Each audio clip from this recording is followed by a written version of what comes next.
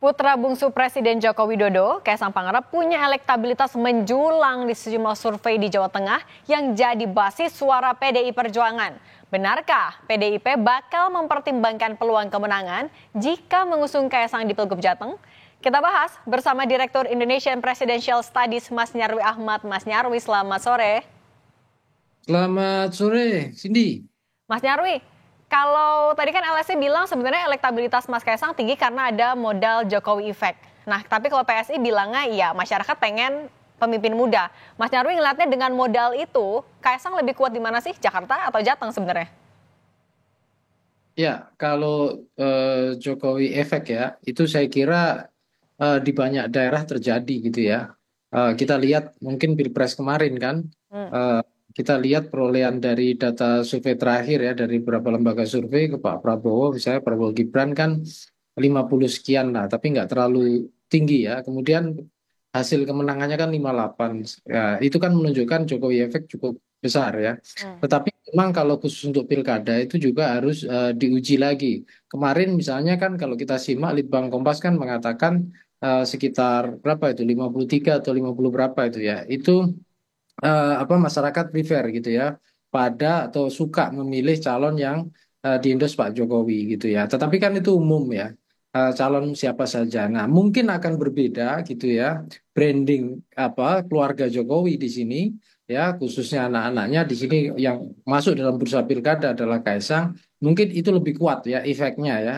Artinya Jokowi efek itu sebenarnya bisa luas ya ke siapa saja yang di-endorse Jokowi atau siapa yang terasosiasi dengan Jokowi gitu. Tetapi efek itu tampaknya lebih kuat khususnya untuk apa namanya keluarga ya Presiden Jokowi. Nah, misalnya contoh ya banyak juga misalnya contoh di Jateng ini kan ada Pak Lutfi juga ya. Hmm. Pak Lutfi kan dikenal juga sebagai tokoh yang lama ya berkiprah juga membantu Pak Jokowi dari apa di masa ketika jadi wali kota Solo hingga terakhir menjabat Kapolda Jateng misalnya seperti itu. Saya kira posisi Pak Lutfi juga sering diasosiasikan dengan Jokowi, tetapi saya kira Pak Lutfi sendiri secara apa personal, brand personalnya juga jalan ya, artinya tumbuh dan berkembang ya secara independen. Nah, tetapi di sini kita simak kan ada sosok Mas Kaisang kan gitu.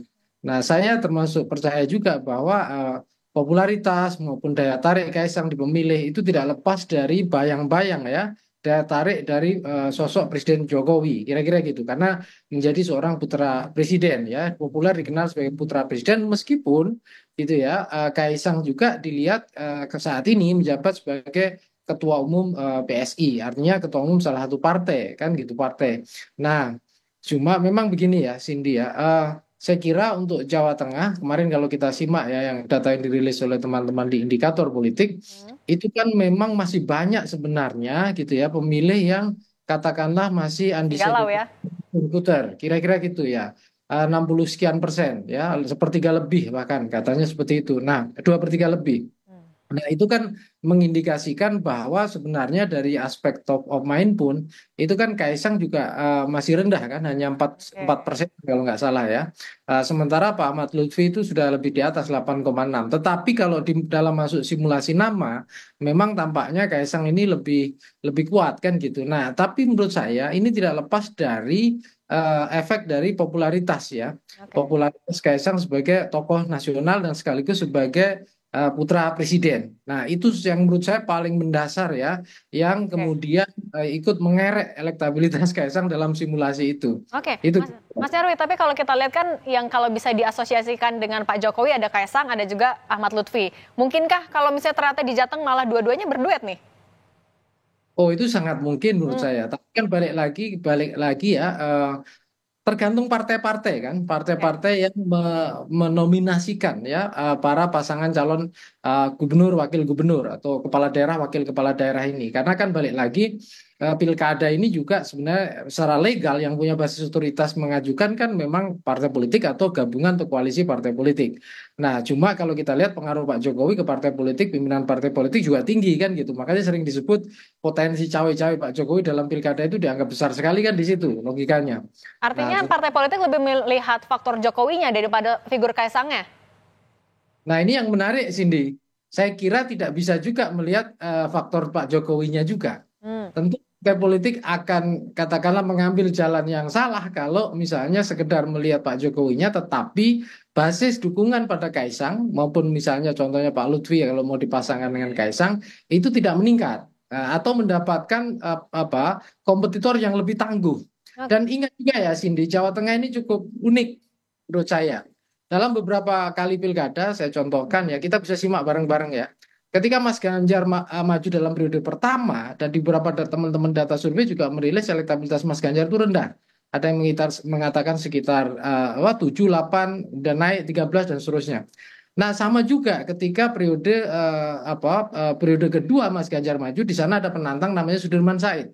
Di Oke. beberapa data survei juga disebutkan elektabilitasnya rendah, hanya sekitar 14-an atau 13-an sekian persen.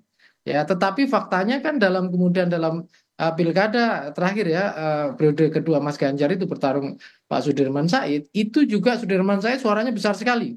Ya, 44 sekian atau 45% saya lupa. Tetapi intinya bayangkan dengan modal basis elektabilitas yang rendah begitu bisa ketika pilkada berlangsung kemudian naik signifikan. Hmm. Ya, ini kan artinya apa? Pemilih Jawa Tengah ini saya kira juga tipe pemilih yang mungkin saja selain ideologis, pengaruh-pengaruh partai kuat, tetapi juga saya kira punya kemampuan untuk berpikir secara rasional dan juga ada unsur katakanlah kemampuan untuk menelaah ya Oke. dari para tokoh-tokoh yang maju dalam pilkada Jawa Tengah seperti itu. Oke. Nah, Mas Nyarwi, kita kan tahu ya di Pilpres kemarin untuk pemilihan presiden PDIP kalah, tapi di Pilegnya menang untuk Jawa Tengah. Kemudian juga di hasil survei ternyata dua besarnya adalah orang yang dekat dengan Pak Jokowi. Ini kita gimana membacanya? Jokowi Jateng kan kita tahu sebagai kandang PDIP sebenarnya. Ya, memang saya kira begini. Khusus untuk bicara asosiasi pemilih dengan partai atau orang sering menyebutnya partai ID ya, Jawa Tengah itu saya kira kuat sekali khususnya dengan PDIP dan itu terbukti dengan pileg kemarin kan. Itu luar biasa ya, saya kira hasil yang dicapai. Tetapi memang balik lagi ya Cindy, kalau kita bicara di Indonesia ya, eh, apa istilahnya sentralitas partai sebagai aktor politik itu tidak terlalu kuat. Partai berusaha melakukan pelembagaan politik ya, tetapi sesungguhnya yang lebih mudah dilihat kinerjanya itu adalah tokoh-tokoh atau paling mudah dikenal paling enggak adalah tokoh-tokoh. Nah, kebetulan gitu ya di Partai PDIP ini satu selain banyak tokoh gitu ya, itu seringkali juga mungkin kemampuan komunikasinya tidak semaksimal gitu ya. Tokoh-tokoh yang bisa memanfaatkan pola-pola komunikasi dengan baik ya atau misalnya dengan memanfaatkan berbagai instrumen seperti sosial media. Nah, saya kira ini termasuk juga ya Jawa Tengah hari ini kalau kita lihat ya dari beberapa data survei, sesungguhnya menurut saya ya Hmm. sudah pada fase kalau dikatakan krisis tokoh ya saya kira juga itu sudah bisa aja dikatakan begitu ya. Kenapa? Karena kan dulu gitu ada tokoh namanya Mas Ganjar, tapi kan udah 2 kali periode maju gubernur, kemarin udah maju pilpres. Pasca Mas Ganjar memang ada beberapa tokoh ya, wali kota Semarang, kemudian beberapa tokoh-tokoh yang lain gitu. Tetapi tampaknya belum cukup dominan dan basisnya biasanya kalau tokoh-tokoh itu dari kabupaten kota itu seringkali kemampuan basis meratanya di sebuah provinsi itu belum maksimal. Jadi Oke. maka saya tidak heran misalnya kayak tadi ada Diko, Ganundito, ada siapa lagi gitu ya. Itu kan juga dapat basis dukungan yang kuat. Tapi kan saya kira hanya di blok di mana wilayah-wilayahnya masing-masing karena menjabat sebagai bupati atau pimpinan kepala daerah di sebuah kabupaten belum merata. Nah, tadi yang kita lihat misalnya contoh Taj Yassin ya di data survei indikator itu kan termasuk di urutan ketiga ya setelah Ahmad Lutfi misalnya. Menurut saya itu wajar karena Gus Taj Yassin ini sudah pernah menjadi wakil gubernur dan kemarin juga maju untuk DPD yang saya kira juga daya jangkau sebaran pengaruh ke pemilihnya juga makin meluas gitu. Nah, Oke. ini kan kalau kita lihat polanya ya sebenarnya dilemanya Cindy ya dalam pilkada khususnya untuk pilgub ya saya lihat ini kan ada dua kecenderungan ya dari tokoh yang dinominasikan. Satu tokoh-tokoh nasional yang popularitasnya itu juga nasional gitu. Ada yang kemudian terasosiasi dengan brand yang sangat kuat termasuk Kaisang seperti ini itu apalagi putra presiden, keluarga Presiden Jokowi gitu. Ada juga yang kemudian tidak terasosiasi dengan tokoh yang kuat. Oke. Padahal asosiasi dengan partai aja tidak cukup untuk sebuah pilkada. Itu versi kelompok elit satu. Elit yang kedua adalah elit-elit dari figur-figur kepala daerah di bawahnya, yaitu kabupaten kota. Mereka rata-rata kuat dan jawara di masing-masing, tetapi kemudian basis pengaruhnya untuk tingkat kemerataannya itu seringkali tidak maksimal. Makanya itu Oke, saya lihat itu dilema-dilema yang hampir dihadapi oleh semua partai, khususnya untuk oke. pilgub. Oke, Mas Nyarwi, singkat saja, Mbak Puan kan terakhir bilang kayaknya lagi mempertimbangkan juga nama Kaisang di Pilgub Jateng. Ini apakah mengarahkan kalau memang ada krisis ketokohan atau hanya cek ombak atau apa? Boleh singkat saja, Mas Nyarwi. Ya, saya kira Mbak Puan menyadari itu juga, gitu loh. Tentu PDI Perjuangan juga tidak mau ya, istilahnya dalam berbagai laga politik itu kemudian kalah atau tertinggal. Tetapi saya kira itu juga bagian dari strategi Mbak Puan juga untuk mempertimbangkan tokoh-tokoh yang dianggap potensial dan bisa kemudian dinominasikan oleh PDI Perjuangan. Nah, hanya saja gini, itu kan tidak mudah karena PDI Perjuangan ini kan partai yang punya tradisi sangat kuat untuk mengendos kadernya. Sementara ketegasan dari sosok kan Kaisang ini kan ketua umum PSI ya, Oke, yang dulu dirayu-rayu masuk PDI Perjuangan sama Mbak Puan kan gitu. Tapi oke, akhirnya baik.